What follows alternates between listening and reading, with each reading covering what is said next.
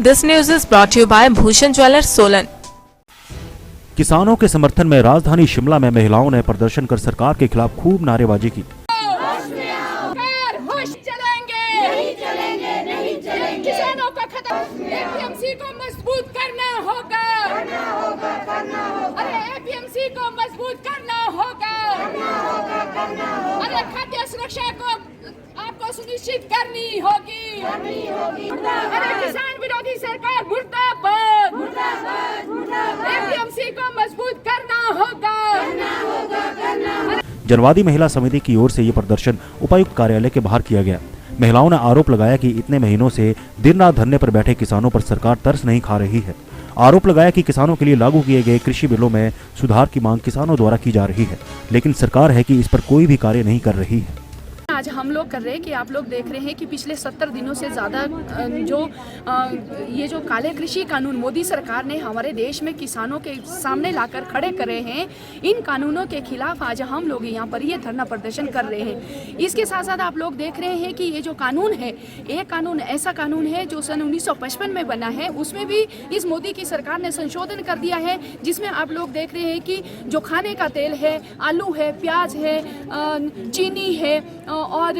चावल है, गेहूं है, ये सारी जो सामग्रियां हैं, ये जो एसेंशियल कमोडिटी एक्ट है उससे बाहर निकाली गई है, और जिससे क्या है, देश में जो महंगाई है वो अपनी चरम सीमा पर पहुंचेगी और जो हमारी जो राशन वितरण जो प्रणाली है वो कमज़ोर हो जाएगी। उसके साथ साथ जो दूसरा कानून है एपीएमसी को कमज़ोर करने का, हम लोग ये कह रहे हैं कि ये जो एपीएमसी का जो कानून हमारी सरकार ने लाया है ये गलत है, क्योंकि मंडियों का जो नियंत्रण है वो पूरा कॉरपोरेट घराने के पास जाएगा और किसान की जो फसल के जो दाम है उसका जो समर्थन मूल्य जो उसको मिलना है उसकी कोई जवाबदेही उसमें नहीं होगी उसको,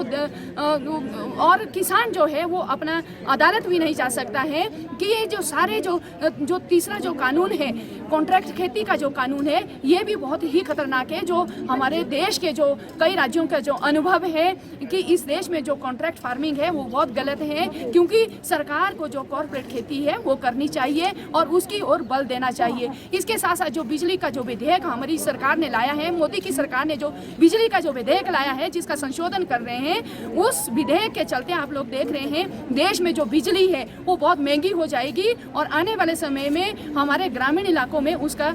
जो असर है वो नज़र आ रहा है और आने लगा है। तो इसलिए हम आज इस धरना प्रदर्शन के माध्यम से मोदी सरकार को ये कह रहे हैं कि आपने जो काले कृषि कानून लाए हैं उसको आप बिना शर्त के जल्द से जल्द वापिस लें।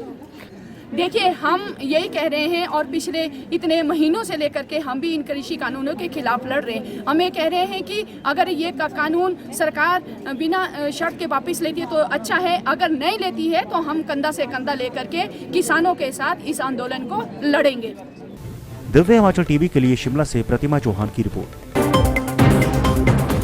पारंपरिक व आधुनिक आभूषणों को लेकर प्रदेश में ब्रांड बन चुका भूषण ज्वेलर्स सोलन अपने ग्राहकों के लिए विस्तृत रेंज उपलब्ध करवा रहा है। भूषण समूह लगातार 50 वर्षों से विभिन्न क्षेत्रों में अपनी सेवाएं दे रहा है और मात्र 5 वर्षों में ही आभूषणों की दुनिया में अपनी पहचान कायम कर चुका यह शोरूम अपने बेहतरीन डिजाइन के लिए ग्राहकों की पहली पसंद बन गया है। आभूषण चाहे सोने के हो या फिर हीरे व चांदी के, इनके डिजाइन का कोई सानी नहीं है। वैरायटी, विश्वसनीयता और ग्राहकों की उम्मीदों पर खरा उतरने का संकल्प लिए यह ब्रांड निरंतर सफलता के नए आयाम स्थापित कर रहा है। भूषण ज्वेलर्स के एमडी विनय गुप्ता का कहना है कि न्यू वैरायटी, न्यूनतम मेकिंग चार्जेस, ढेरों उपहार व शोरूम में अपनेपन का एहसास हमें अन्य ब्रांड से जुदा करता है। इसी वजह से आज हम ग्राहकों के दिलों पर राज कर रहे हैं। तो अगर आप भी आभूषण खरीदना चाहते हैं तो चले आइए आज ही भूषण ज्वेलर्स सोलन।